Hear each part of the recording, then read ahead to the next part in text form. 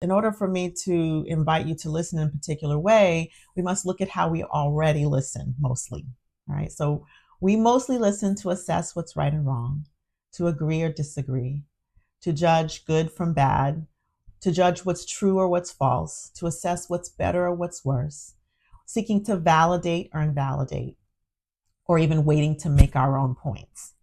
And there's nothing inherently wrong with that because it's just what the brain does.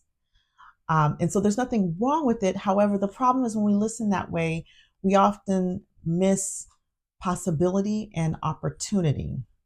So, how I invite you to listen today is to listen with curiosity, to listen for what's important, not only for what's important to you, but also what's important to the voices that are proximal to the impact, to listen from different perspectives, and to listen for where your own cognitive filters based on your upbringing, your background, your past experiences could bring bias into your thinking around this.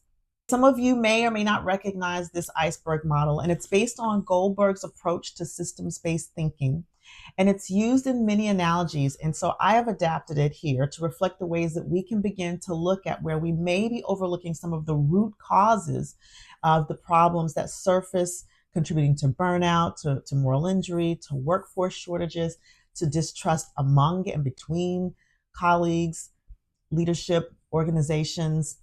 And at the top of the iceberg, you see the result. And that is the result, the things that we see on a day-to-day basis.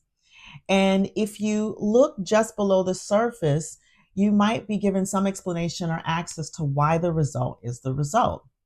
But that's really only a sliver of the root cause. It takes a continual exploration all the way down to the individual mental maps, to all the way down to humanity, to really give us access to the root cause that allows us to have impact at the deepest level, creating true sustainable change. And this is the paradigm. These bottom three are the paradigm from which I do a lot of my work and from which I'll be speaking and approaching a lot of today's training.